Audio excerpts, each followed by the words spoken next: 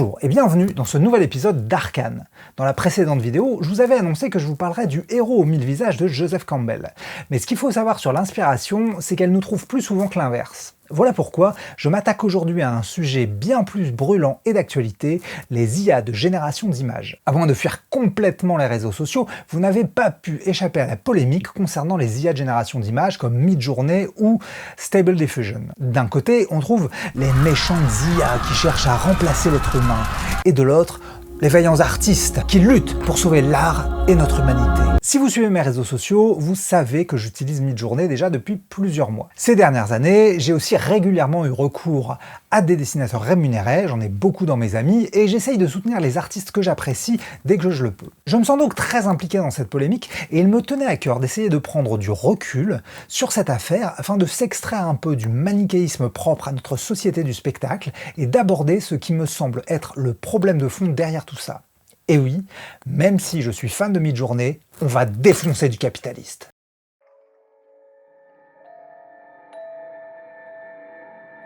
Avant de commencer, il me semble important de bien définir de quoi l'on parle.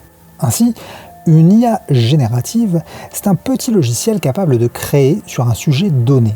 Ici, l'on se concentrera sur les IA qui font des illustrations, mais il en existe déjà qui écrivent des textes ou qui composent de la musique. Et de manière globale, les IA sont déjà utilisées dans tout un tas de domaines. C'est par exemple une IA qui filtre les indésirables sur votre boîte Gmail, ou vous propose des réponses rapides, et c'est encore une IA qui anticipe votre recherche sur Google. Ne vous y trompez pas, nous ne sommes pas en train de parler de gadgets, mais bien d'un véritable changement de paradigme de notre société. Cela fait déjà des années que l'intelligence artificielle est utilisée à toutes les sauces, et qu'elle se peaufine de plus en plus pour simplifier notre quotidien. Si vous voulez mieux comprendre de quoi je parle, je vous invite à regarder l'excellente vidéo de Machine Linguist sur le sujet. Mais je vais déjà essayer de vulgariser le principe. Une IA, c'est un logiciel dans lequel on a injecté de nombreuses données sur un sujet et qu'on a entraîné à faire des associations d'idées. Dans le cas des IA de génération d'images, ces programmes ont été entraînés en aspirant des centaines de millions d'images. DALL-E de OpenAI et Midjourney et Stable Diffusion de Stability, par exemple, utilisent la base de données Lion, dont la dernière version, la 5B, contient 5,85 milliards d'images. Des images souvent sous copyright, Lion étant uniquement censé servir pour la recherche. Chacune de ces images a été associée à des concepts, ce qui permet au logiciel de reproduire ces images. En gros, on lui donne le concept d'éléphant et on lui donne 1000 images d'éléphant. Le logiciel associe donc l'éléphant avec les particularités de ces images. Pour lui, l'éléphant sera donc sûrement gris, gros, avec une trompe et de grandes oreilles, mais très probablement aussi dans la savane. On lui demande ensuite de générer des images d'éléphant et une IA de contrôle viendra valider ou refuser chacune des propositions jusqu'à ce que l'IA générative maîtrise son sujet. L'intelligence n'a d'intelligence que le nom. C'est en gros une gigantesque base de données triée par une équation complexe. Évidemment, rien n'est aussi simple et les IA n'ont rien de magique. Par exemple, afin de mettre au point un système de censure efficace afin d'éviter que ChatGPT vire nazi comme l'IA de Microsoft en 2016, OpenAI a payé une misère des milliers de Kenyans pour leur faire traiter des données textuelles très perturbantes à base de viols, tortures, meurtres, etc. Pour revenir à un peu plus de légèreté après cette information perturbante, je vais vous parler du site havebeentrained.com. qui permet de faire des recherches dans la base de données Lion, par exemple, pour savoir si vos images ont été utilisées. C'est aussi un outil très pratique pour mieux comprendre les mécanismes d'apprentissage de l'IA. Si je tape « photographe », on comprend mieux pourquoi il est si compliqué d'en illustrer. Et si je tape « bleu », vous comprendrez également pourquoi on pouvait voir régulièrement apparaître des personnages, souvent des femmes, en tapant un simple nom de couleur. Pour utiliser une IA, il faut écrire une description. Et ces quelques mots ou lignes sont ce qu'on appelle une prompt. Assez naturellement, les utilisateurs d'IA se sont donc vus appeler prompteurs. Ça aurait tout aussi bien pu être promptiste, mais c'était sûrement moins intuitif. J'insiste bien sur ce mot prompteur, car pour moi, il est fondamental de dissocier les artistes plus traditionnels des utilisateurs d'IA. Une action manuelle représente souvent plus de travail qu'une action automatique. Nous n'éprouvons donc naturellement pas le même respect pour l'une que pour l'autre. Bien que le travail soit fait dans les deux cas, vous ne me regarderez pas de la même façon si j'abats un arbre à la hache ou à la tronçonneuse. C'est ici la même chose. Le travail manuel et les connaissances que nécessite le fait d'illustrer méritent un certain respect qu'il est immoral de dévaluer en laissant entendre qu'écrire une prompt revient au même que dessiner. Cela peut vous sembler anecdotique, mais j'y reviendrai plus tard, cette considération a son importance. À l'écran, je vais partager avec vous le travail du prompteur Robomar, que vous pouvez suivre sur Instagram et qui vous permettra de voir la grande richesse de ce que les IA génératifs peuvent produire. Vous pourrez ainsi constater que ce logiciel ne concurrence pas que les dessinateurs, mais les graphistes de tout poil et même les photographes. Et nous n'en sommes qu'aux prémices, ce qui explique d'ailleurs encore de nombreux défauts. Le principal, source d'innombrables blagues sur internet, est que Midjourney, pour une raison incompréhensible, est incapable de reproduire des mains humaines. Comme l'IA reproduit ce qu'elle connaît, elle aura beaucoup plus de facilité à reproduire un acteur connu, qui aura donc eu beaucoup de visuels sur lui sur internet qu'un acteur plus confidentiel. Un autre problème tient à la difficulté de conserver une cohérence graphique. Exemple, si vous voulez faire une bande dessinée, il vous sera très compliqué de conserver les mêmes vêtements ou même un visage identique pour vos personnages. On pourra aussi mentionner la censure.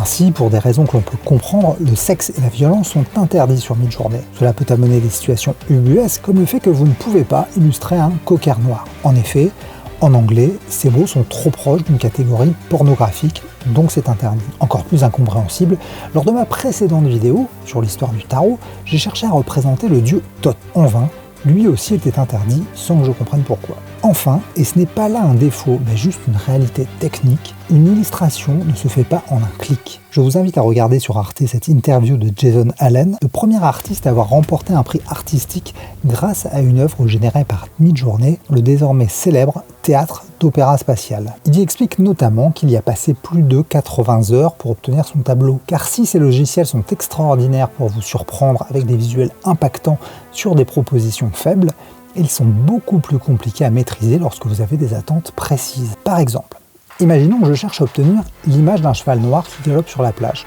Comme vous pouvez le constater, en quelques clics, je me retrouve avec un rendu plutôt impressionnant. Mais si ce dont j'ai besoin, c'est plutôt d'une cavalière blonde, cheveux au vent, qui galope sur un alezan sombre sur une plage du sud de la France au soleil couchant, et le tout au format panoramique. Vous pouvez constater que le rendu est bien moins convaincant. Alors, en insistant un peu et avec une certaine maîtrise du logiciel, j'arrive tout de même à un rendu impressionnant. Mais cela démontre tout de même que le logiciel nécessite aussi du travail et des compétences, même si ce ne sont plus les mêmes que celles d'un illustrateur classique. Et j'insiste sur le fait que nous n'en sommes qu'au début de l'application de cette technologie. On peut par exemple très légitimement s'attendre à pouvoir générer de la vidéo par le même procédé d'ici quelques années.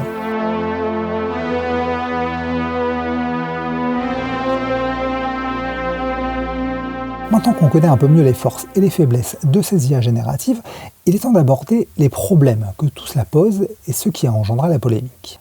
Le premier point de tension, c'est évidemment le vol des images. Comme je vous l'ai déjà dit, les sociétés responsables de ces IA ne s'en cachent pas. Ils ont entraîné leur logiciel avec un nombre considérable d'images. Les 5,85 milliards d'images de Lion utilisées par DALL-E donnent le vertige. Plus la base sera large et plus les résultats seront probants. C'est probablement pour cela que les responsables de ces projets ne se sont pas inquiétés de l'utilisation d'images non libres de droit et des conséquences que cela aurait. Je le rappelle, ce n'est pas parce qu'une image est sur Internet que vous pouvez en faire ce que vous voulez.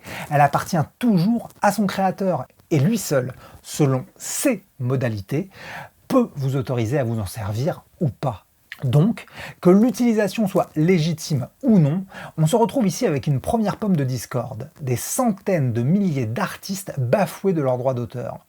Pire, il semblerait que l'IA puisse aléatoirement reproduire à l'identique une image source, ce qui peut faire du prompteur un plagiaire à l'insu de son plein gré. On retrouve régulièrement ce genre d'action dans le monde des entrepreneurs de la tech. Ils profitent que la loi ne soit pas totalement adaptée pour passer leur projet en force, voire ils bafouent la loi en calculant que la sanction financière sera inférieure aux gains accumulés lorsque la justice tranchera enfin. Ici, la loi était parfaitement adaptée, mais les sociétés ont probablement tablé sur le fait que les artistes n'auront ni le temps ni l'argent de leur coller des procès. Donc Class Action est tout de même en cours aux États-Unis. Plusieurs artistes se sont groupés pour obtenir réparation contre Stability AI. L'une de ces sociétés dont l'IA sera à l'origine de Stable Diffusion et Midjourney. Getty Images, une entreprise de banque d'images, menace aussi de s'attaquer à Stability AI. Il faut dire qu'à mes yeux, leur modèle économique est le plus mis en danger par cette révolution technologique, car leur service ne pourra rien offrir de mieux que ça. Pourquoi chercher une image dans une banque de données limitée lorsqu'on peut créer à l'infini selon nos besoins ? Il faut espérer que ces procédures et d'autres provoqueront des changements éthiques dans l'utilisation des IA. À ma connaissance, on ne peut pas désapprendre une IA. Mais la moindre des choses serait de censurer le nom des artistes en vie afin qu'on ne puisse pas simplement les copier en tapant leur nom, et d'ajouter une limitation empêchant de reproduire une source à l'identique. Si j'espère que les artistes auront gain de cause, je redoute quand même que la justice valide l'idée que s'inspirer d'une œuvre, c'est la voler. L'inspiration, c'est l'essence même de la création. Personne n'a jamais créé à partir du néant. Si vous voulez en savoir plus sur la procédure et que l'anglais ne vous fait pas peur, cette vidéo explique bien tous les tenants du procès, notamment le fait que le fair use, l'usage acceptable, pourrait protéger les IA si les avocats de Stability réussissent à le faire valoir. Je parle beaucoup des IA, mais il ne faudrait pas oublier les utilisateurs. Un marteau sert aussi bien à planter des clous qu'à frapper des gens. Ce n'est pas le marteau le problème, mais bien son utilisation. Ici, si vous vendez des images produites par une IA dans le style d'un artiste que vous avez volontairement copié, vous devez savoir que c'est illégal. Et dans ce cas, c'est pour moi bien le vendeur qui est en faute et pas l'outil qu'il a utilisé pour réaliser ses contrefaçons. Si je vends la photocopie d'un tableau, on ne va pas attaquer le fabricant de photocopieuses. L'autre problème évoqué dans cette polémique est que les IA vont tuer les artistes, voire tuer l'art. Et je vais commencer par répondre à cette panique morale inepte qui voudrait que l'IA soit le fossoyeur de l'art et de la créativité en général. Non, l'IA n'est qu'un outil, et la majorité des gens qui l'utilisent vraiment sont des artistes. Alors, ce ne sont pas forcément des graphistes. Moi, par exemple, je ne suis qu'un auteur, et je ne sais pas dessiner. Mais ce sont des gens qui ont une sensibilité artistique, et qui peuvent l'exprimer grâce à l'outil qu'est l'IA. Et cette utilisation n'empêche nullement tous les autres artistes de continuer à s'exprimer de façon plus classique. Il s'agit donc juste d'un crayon supplémentaire dans la vaste panoplie des artistes. Cela rend seulement l'art graphique plus accessible au commun des mortels, et c'est se poser en gardien du temple que de prétendre que l'IA viendrait tuer le vrai art. Alors, quelles sont les craintes que je trouve plus légitimes concernant le sujet des IA génératives ? Eh bien, la standardisation d'une part. Les IA travaillant sur des moyennes à partir d'une masse de contenu, on peut craindre qu'elles en viennent à générer un style homogène, qui étoufferait un peu les autres formes d'art graphique. On a pu constater d'ailleurs avec la V3 de Midjourney que ces utilisateurs se sont vite habitués à son style. Moi par exemple, je suis devenu capable de deviner lorsqu'une illustration était réalisée avec la V3 de Midjourney. On pourrait craindre que le marché de l'art se retrouve étouffé par une production massive d'images sans âme. C'est ici plus un problème de capitalisme que d'IA. La production ne sera massive que s'il y a un intérêt économique à produire massivement. Jusqu'à aujourd'hui, le capitalisme n'a pas réussi à tuer l'art. Même le cinéma de qualité survit alors que l'entertainment fait tout pour l'enterrer. Donc je ne le vois pas remporter cette victoire non plus. Une autre crainte, plus sociale celle-ci, est celle de la représentativité. Ces dernières années, les activistes ont fait beaucoup pour casser les stéréotypes. Un pompier, ça peut être une femme, une sage-femme, ça peut être un homme, etc. Malheureusement, les IA se basent sur un volume d'images étalées dans le temps et qui intègrent fatalement des stéréotypes en majorité. C'est donc aussi ce qu'il reproduira en premier. Ce qui signifie que non seulement vous produirez des images majoritairement stéréotypées, mais qu'en plus vous aurez plus de difficultés à produire des images qui ne sont pas stéréotypées. L'exemple auquel j'ai eu à faire face était flagrant. Il m'a été extrêmement difficile de produire l'image d'un homme qui pleure. Vu que l'IA risque de servir majoritairement à fournir des images d'illustration, par exemple pour des magazines, des pubs, des brochures, etc., notre environnement visuel risque de régresser et de faire reculer des victoires acquises de longue lutte. L'autre danger concerne les fake news, la post-vérité et le complotisme. Toutes ces notions ont explosé avec la crise du Covid et sont devenues une arme politique très dangereuse. Les IA de génération de textes et d'images sont des outils idéaux pour fournir un contenu massif capable de noyer les réseaux de communication. L'idée n'étant pas forcément tant de convaincre les gens que d'abolir tout sens critique, de faire jouer la lassitude et de briser nos repères. Il y aura donc une grande vigilance à avoir dans ce domaine dans les années à venir. Un premier geste des entreprises serait de trouver un moyen d'identifier les contenus générés par IA. Par exemple, un petit bout de code comme un marqueur ADN qui permettrait de vérifier l'origine de l'image. Un procédé qui permettrait également de valoriser les créateurs traditionnels en évitant la confusion entre leur travail et celui des prompteurs. Dernière crainte, c'est celle qui fait vibrer le plus de cordes sensibles, le fait que l'IA va supprimer des emplois. Et c'est une crainte plus que légitime, car oui, certains perdront leur travail. Ainsi, les graphistes qui auront le moins de compétences, le moins de réseau ou tout simplement le moins de chance se retrouveront sans emploi, leurs clients préférant utiliser des IA. Tous les artistes ne seront pas remplacés. Vous avez bien vu que l'IA est loin d'être parfaite, et les vrais professionnels ont un niveau d'exigence que l'IA ne peut pas encore remplir. De plus, il ne faut pas négliger l'attrait de l'analogique. Ce n'est pas sans raison que les vinyles continuent d'exister à l'ère du MP3. Nous sommes toujours attachés aux procédés plus anciens. Nous avons tendance à considérer tout ce qui sort d'un ordinateur comme froid et sans âme. Et nous cherchons, plus ou moins inconsciemment, la chaleur réconfortante de l'analogie. Concernant l'art, qui n'a jamais regardé un dessinateur faire jaillir son illustration sur le papier en quelques coups de crayon? Il y a une forme de magie derrière cet acte créatif que l'IA ne remplacera jamais. Et les professionnels de l'illustration auront tout intérêt à profiter de cette préférence pour préserver leur activité. Pour terminer cette vidéo, j'aimerais traiter des problèmes que je considère comme sous-jacents dans cette polémique et qui ne sont jamais vraiment abordés. Le premier problème, c'est celui du statut de l'artiste et de la déconsidération qui le frappe. En effet, en France, l'artiste n'a jamais été reconnu comme un professionnel à part entière et dessiner n'a jamais été considéré comme un vrai métier. On connaît tous le poncif de l'artiste à qui on demande quel est son vrai travail. Je me concentre ici sur le travail graphique, mais c'est le même problème avec les écrits. Les auteurs ne sont absolument pas considérés. Les artistes sont globalement vus comme des adolescents attardés à qui on fait l'aumône pour qu'ils continuent d'amuser le public. Et c'est cette tension que l'IA fait ressortir. Alors que leur compétence professionnelle n'est déjà pas reconnue comme telle, voilà qu'un logiciel remet en question toute cette compétence. Il n'est pas difficile de comprendre la peur et la colère que cela peut susciter. Mais il ne faudrait pas oublier qu'ils ne sont déjà qu'une poignée à vivre de leur art, tandis que la grande majorité des créatifs doit trouver un travail alimentaire.